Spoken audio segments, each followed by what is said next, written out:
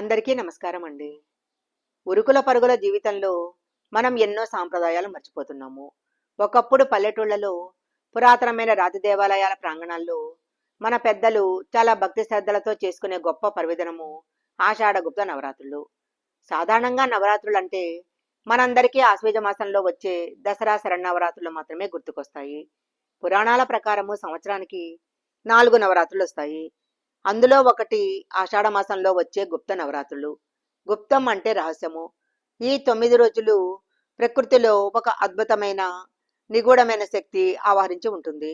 ఈ సమయంలో ఎలాంటి ఆడంబరాలకు పోకుండా అమ్మవారిని గనక నిశ్శబ్దంగా పూజిస్తే 1000 రెట్ల పుణ్య ఫలితం దక్కుతుందని శాస్త్రాలు చెబుతున్నాయి. ఆషాఢ మాసంలో మనం పూజించే వారాహీదేవి ఎవరు? ఆమె విశిష్టత ఏంటి? సాక్షాత్తు శ్రీ మహావిష్ణువు అవతారమైన వరాహస్వామి యొక్క స్త్రీ స్వరూపమే శ్రీ వారాహిదేవి. బ్రహ్మాండ పురాణం ప్రకారము శ్రీ లలితా త్రిపుర సుందరీ దేవి సైన్యానికి ఈమె సైన్యాధ్యక్షురాలు. వారాహి అమ్మవారు వరాహ రూపంతో నల్లని మేనిచాయతో ఉగ్ర రూపంలో కనిపిస్తారు. కానీ భక్తుల పాలిటి ఆమె చాలా కరుణమయి. ఒక తల్లి తన బిడ్డలను ఆపద నుంచి ఎలా కాపాడుకుంటుందో వారాహిదేవి తన భక్తులను కూడా అలాగే కాపాడుతుంది.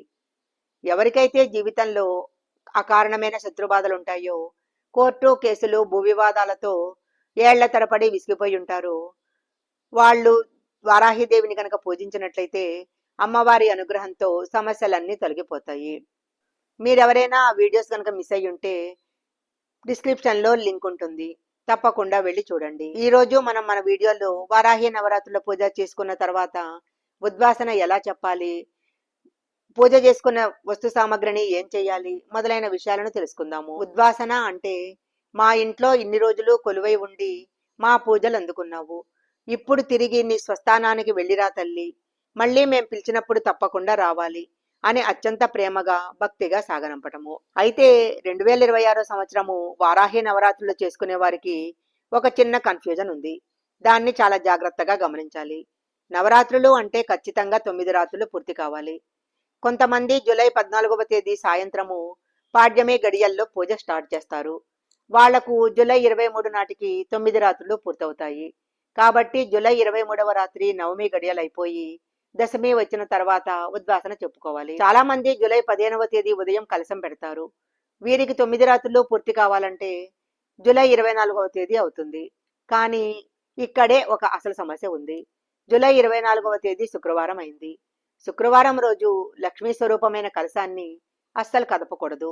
కనుక జూలై 15వ తేదీ పూజ మొదలుపెట్టిన వారు 24వ తేదీ శుక్రవారం పూజ మామూలుగా చేసుకుని జూలై 25వ తేదీ శనివారం ఉదయం ఉద్వాసన చెప్పాలి.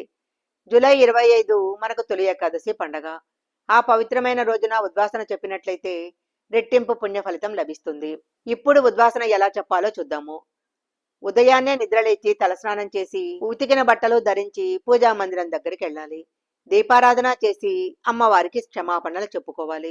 ఈ 9 రోజులు తెలిసి తెలియక ఏవైనా తప్పులు చేసుంటే క్షమించు అని ప్రార్థించాలి. తరువాత కొన్ని అక్షంతలు ఎర్రటి పూలు తీసుకోవాలి. మంత్రం వచ్చిన వారు యథాస్థానం ప్రతిష్టాపయామి శోభనార్థే క్షేమాయ పునరాగమనాయ చ అని చదవండి. మంత్రం రాని వారు మనసులోనే అమ్మవారిని తలుచుకొని ఆ అక్షింతలు కలశం మీద చల్లండి. ఇప్పుడు కుడి చేత్తో కలశం పట్టుకొని మెల్లగా ఉత్తరం వైపుకి, అంటే మీకు కుడివైపుకి లేదా కొద్దిగా ముందుకి 1 అంగుళం పాటు కలశాన్ని కదపాలి. దీన్నే ఉద్వాసన అంటారు. ఇలా చేసిన తర్వాతే కలశంలోని వస్తువులు తీయాలి. కలశం కదిపిన తర్వాత అందులో ఉన్న వస్తువులు ఏం చేయాలని చాలా మందికి సందేహం వస్తుంది. కలశంలో ఉన్న నీరు 9 రోజుల పాటు మంత్రాలతో అత్యంత శక్తివంతమైన తీర్థంగా మారుతుంది. ఆ నీటిలో ఒక తమలపాకు లేదా మామిడాకును ముంచి ఆ నీటిని ఇల్లంతా చల్లాలి. దీనివల్ల ఇంట్లో ఉన్న నెగటివ్ ఎనర్జీ అంతా తొలగిపోతుంది, పాజిటివ్ ఎనర్జీ వస్తుంది. మిగిలిన నీటిని ఎవరూ తొక్కని ప్రదేశంలో ఉన్న మొక్కలకు పోయండి. కలశంలో ఉన్న కొబ్బరికాయను కొట్టి ఆ కొబ్బరితో ప్రసాదము లేదా పాయసం వండి కుటుంబ సభ్యులందరూ తినాలి. బయటి వాళ్ళకి ఇవ్వకూడదు. ఒకవేళ కాయ పాడైపోతే భయపడొద్దు. అమ్మవారు మీ దోషాలను గ్రహించిందని అర్థము. దాన్ని చెట్టు మొదట్లో వేసేయండి. కలశం కింద ఉన్న బియ్యాన్ని మనము రోజు వండుకునే బియ్యంలో కలిపేయొచ్చు, లేదా ఆ బియ్యంతో చక్కెర పొంగలి చేసి తినొచ్చు. మనం ఎంతో భక్తితో దీపం పెట్టిన కందగడ్డను పడేయకూడదు. దీపం వెలిగించిన భాగాన్ని కొద్దిగా కట్ చేసి పక్కన పెట్టి మిగిలిన కందగడ్డను కూరగా వండుకొని ఇంట్లో వాళ్ళంతా తినాలి. ఇది సాక్షాత్తు వారాహిదేవి ప్రసాదము. ఆరోగ్య సమస్యలు తీరిపోతాయి. వారాహిదేవిని పూజించిన ఎండిపోయిన పూలు, ఆకులను ఒక కవర్లో పెట్టి ఏదైనా పారుతున్న నదిలో కానీ మట్టిలో కానీ వేయాలి. ఈ విధంగా ఉద్వాసన చెప్పినట్లయితే ఆషాఢగుప్త నవరాత్రుల దీక్ష పరిపూర్ణం అవుతుంది. ఈ వీడియోలో చెప్పిన విషయాలు మీకు గనక నచ్చినట్లయితే లైక్ చేయండి, షేర్ చేయండి.